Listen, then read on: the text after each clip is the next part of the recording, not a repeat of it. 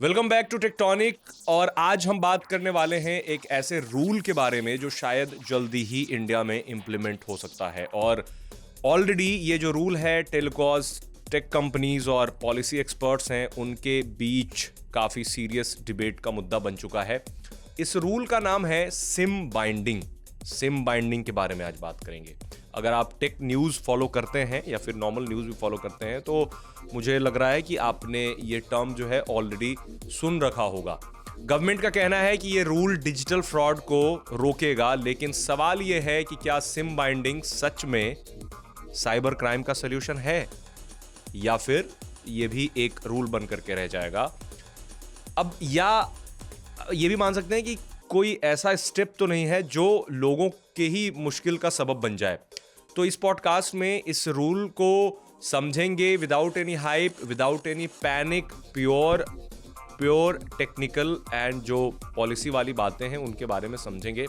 सबसे पहले आपको कॉन्टेक्स्ट समझना ज़रूरी है कि इंडिया इस वक्त साइबर फ्रॉड के वर्स्ट फेज से गुजर रहा है ऑलरेडी।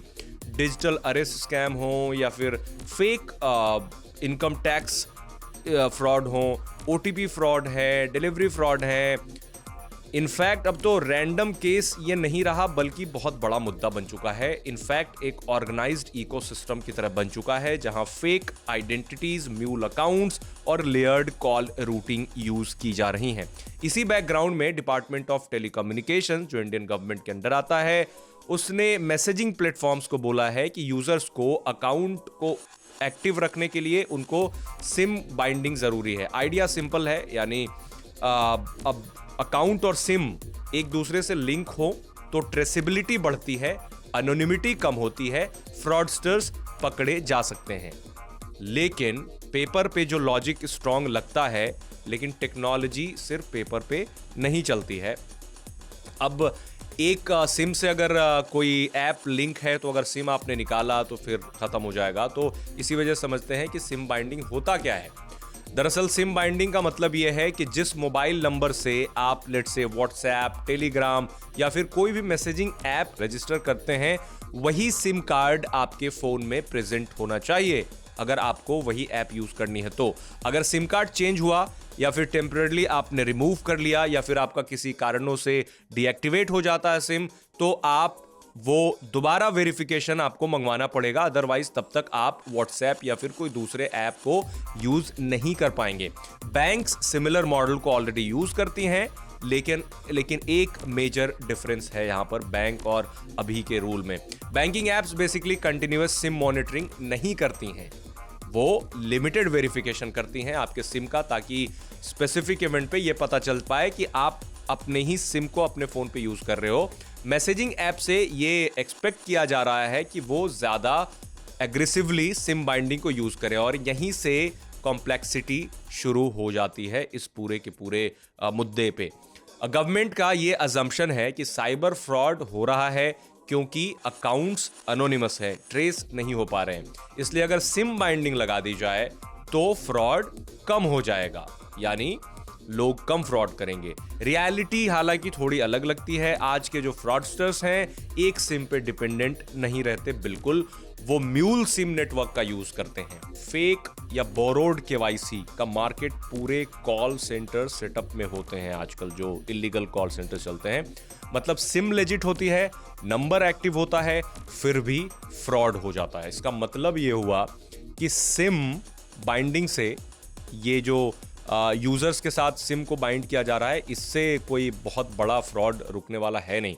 अब जो ऑर्गेनाइज्ड फ्रॉड नेटवर्क्स हैं वो आसानी से इस चीज़ को अडेप्ट कर लेंगे, और जो फ्रॉड का रूट कॉज है वो सिम नहीं है। रूट कॉज है बेसिकली, जो मुझे लगता है वो है फेक आइडेंटिटी का सप्लाई चेन, जिसे हमें क्योर करना पड़ेगा, उसे तोड़ना पड़ेगा। अब आते हैं सबसे इग्नोर्ड किए जाने वाले एस्पेक्ट पे, वो है टेक्निकल फिजिबिलिटी। एंड्रॉयड और iOS की बात कर लें तो दोनों ही मोबाइल ऑपरेटिंग सिस्टम ऐप्स को बार बार सिम लेवल आइडेंटिफायर्स एक्सेस करने की परमिशन नहीं देते हैं। यानी बार बार आप सिम का एक्सेस जो आइडेंटिफायर होता है वो काम नहीं करता है। अब ये कोई बग नहीं है, ये प्राइवेसी और सिक्योरिटी के लिए इंटेंशनली डिजाइंड लिमिटेशन है। इसका मतलब ये हुआ कि जो continuous SIM binding policy language में इमेजिन की जा रही है, पेपर पे जो भी बात की जा रही है, वो ऑपरेटिंग सिस्टम लेवल पे प्रैक्टिकली पॉसिबल काफ़ी हद तक नहीं भी है। तो एप्स जो हैं वो क्या करेंगी फिर, कैसे उन्हें यूज़ किया जाएगा? ईदर वर्क अराउंड यूज़ करनी होगी, सिम बेस्ड चेक्स करने होंगे, फोर्स लॉग आउट करना पड़ेगा, QR रिफ्रेश साइकिल चलाना पड़ेगा, ये फिर इम्प्लीमेंटेशन इनकम्प्लीट रहेगा। तो ये जो सिम बाइंडिंग का है, कई एक्सपर्ट्स ऐसा मानते हैं कि ऑपरेटिंग सिस्टम लेवल पे ये पॉसिबल नहीं है, क्योंकि काफ़ी सारी मुश्किलें आएंगी। अब इसके लिए क्या हो सकता है सल्यूशन?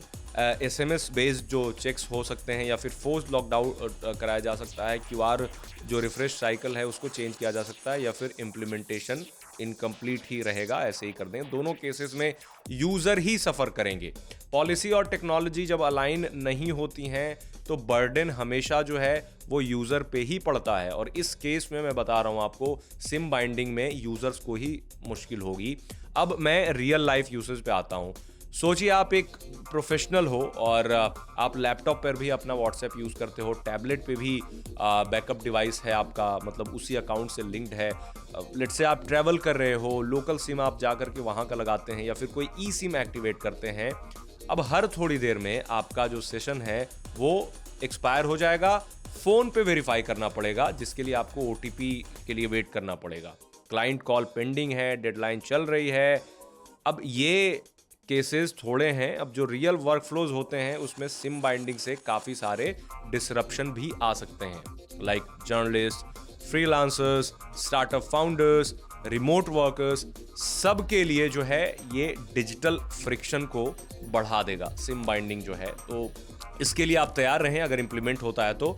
अब एक सबसे बड़ा सवाल यहाँ पे ये है कि क्या सिम बाइंडिंग साइबर फ्रॉड को एक्चुअली में रिड्यूस कर सकता है?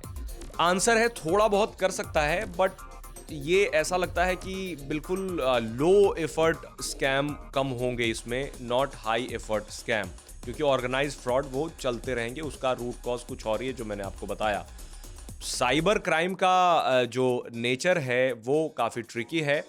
अब जहाँ एक गेट बंद होता है तो साइबर क्रिमिनल्स दूसरा गेट ओपन कर लेते हैं। जब तक फेक KYC की इकोसिस्टम सरवाइव करता रहेगा तो आप मेरी मानिए कि सिम बाइंडिंग से कुछ खास नहीं मिलने वाला है।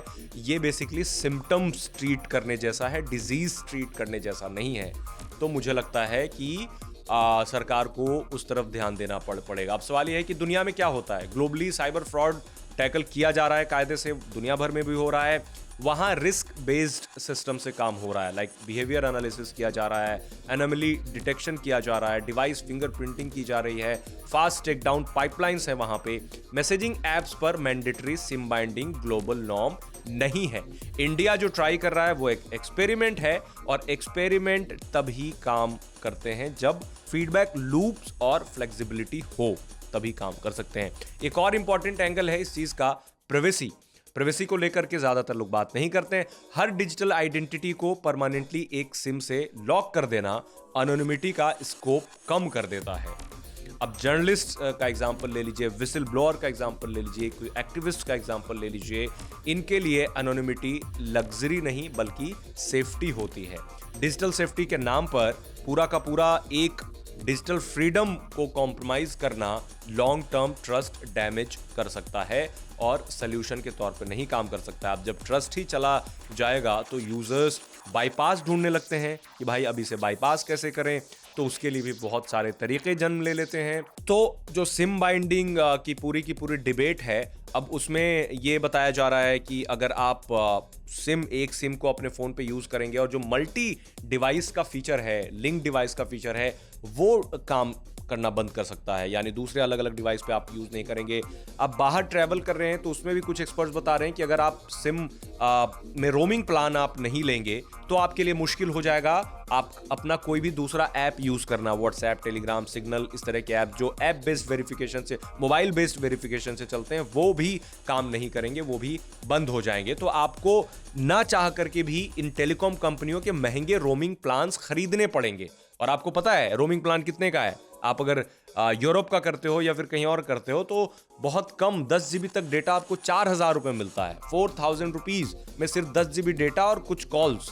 तो आप ऐसे कर लो, अगर रोमिंग में जाएंगे तो अभी क्या होता है कि रोमिंग प्लान कोई नहीं भी लेता है, क्योंकि होटल्स में वाईफाई होते हैं, दूसरे कंट्री में पब्लिक हॉटस्पॉट चलते हैं, तो वहाँ यूज़ करके अपना काम लोग निकाल लेते हैं। लेकिन जब सिम बाइंडिंग आ जाएगा तो चांसेस हैं कि आप अपना व्हाट्सएप यूज ना कर पाओ अंटिल आप रिचार्ज नहीं करवाएं। और यहीं पे शुरू होता है टेलीकॉम कंपनियों का खेल, जिसे कह सकते हैं। टेलीकॉम कंपनियां इस जो सिम बाइंडिंग वाला रूल आने वाला है पोटेंशियली, उसके पक्ष में है। एट द सेम टाइम जो टेक कंपनीज हैं उसके विपक्ष में है। जो टेलीकॉम कंपनीज को रिप्रेजेंट करने वाली जो बॉडी है COAI, वो कहती है कि ये फैसला सरकार जो बिल्कुल लेने जा रही है ये बहुत बढ़िया है। और वो इस वजह से भी कह रहे हैं कि जो डिजिटल फ्रॉड होते हैं उनके लिए कहीं ना कहीं ज्यादातर जवाबदेही टेलीकॉम कंपनियों की भी होती है। तो टेलीकॉम कंपनियां तो ये चाहेंगी ही चाहेंगी कि उनका काम सरकार अपने एक फैसले से आसान कर दे। ये सब काम तो टेलीकॉम कंपनियों का है। अगर एक्चुअल में देखा जाए तो जो सिम से फ्रॉड हो रहे हैं या फिर बैंक अकाउंट फ्रॉड हो रहे हैं, वो तो उनकी पूरी की पूरी रिस्पॉन्सिबिलिटी बनती है टेलीकॉम कंपनियों की। लेकिन यहां पर टेलीकॉम कंपनियों को ऐसा लग रहा है कि अगर गवर्नमेंट ने कर दिया तो मैं भी मानता हूं कुछ हद तक तो फ्रॉड रुकेंगे ही रुकेंगे, बट सोल्यूशन नहीं है। दूसरी चीज, जो टेक कंपनियां हैं लाइक मेटा और गूगल, एप्पल, जो भी कंपनियां हैं टेक कंपनियां, उनको रिप्रेजेंट करने वाली जो इंडियन बॉडी है वो कह रही है कि इससे यूजर्स परेशान होगा, यूजर्स को बार बार दिक्कत होगी, क्योंकि उनका जो सेशन है वो घंटे घंटे में एक्सपायर हो सकता है। तो बार बार आपको लॉग आउट करना पड़ेगा, बार बार आपको फोन पे वेरिफिकेशन करना पड़ेगा, तब आप जाकर के बेसिक ऐप यूज कर सकते हैं। आपको पता होगा नेटवर्क की स्थिति इंडिया में 5G आने के बाद भी क्या है। कहीं कहीं पे जीरो नेटवर्क होता है, कहीं पे नेटवर्क होता ही नहीं है, कहीं स्लो कनेक्टिविटी होती है, या फिर कहीं ट्रेवल कर रहे हैं, या फिर किसी कारणवश आपका सिम खराब हो गया, या फिर सिम आपने निकाल दिया है, तो मोस्ट प्रोबेबली आप फिर वो जब रिफ्रेश करेंगे उसको, या फिर जब फोर्स लॉग्ड आउट होगा खुद से, तो लॉग इन करने में आपको हो जाएगी दिक्कत। तो ये दिक्कत लेकर के आप घूमते रहेंगे और फिर साइबर फ्रॉड जो है वो अपना एक अलग कुछ स्कीम निकाल लेंगे और उससे आपको ठगते रहेंगे। लेकिन एक जो प्रॉब्लम मुझे, जहां तक मैं 10 से 11 साल से टेक्नोलॉजी कवर कर रहा हूं, तो मुझे ऐसा लगता है कि साइबर फ्रॉड, अभी रिसेंटली एक मेरे दोस्त के अकाउंट से 90,000 रुपए किसी ने ट्रांसफर करा लिए। अब जो सोर्स अकाउंट है उसका तो नाम है, उसका तो आधार कार्ड भी है। बिना अकाउंट, बिना नाम, आधार कार्ड, फिंगरप्रिंट के सिवा बन सकता है क्या? आपको लगता है कि बन जाएगा?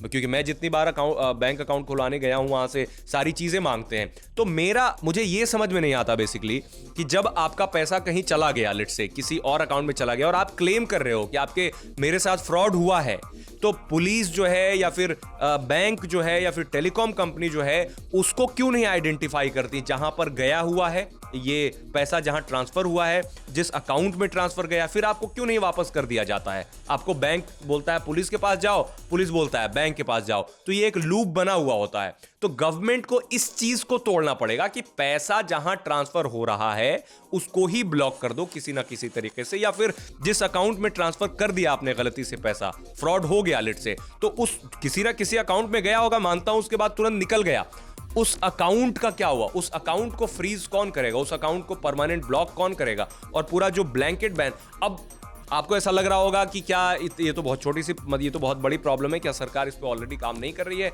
बहुत सारे ऐसे अरेस्ट भी हुए हैं जिसमें गांव-गांव में किसी के नाम पे आधार कार्ड लेकर के, किसी का आधार कार्ड लेकर के अकाउंट बनाया जाता है और उन्हें कुछ पैसे दिए जाते हैं हर महीने कि आपको पैसे मिलते रहेंगे, आप अकाउंट दे दो, तो वो पकड़े वो जाते हैं। फिर पता चलता है कि अच्छा कोई फ्रॉड करके चला गया। अगर आपने जामताड़ा सीरीज देखी हुई होगी तो आपको बहुत सारी चीजें पता भी होंगी।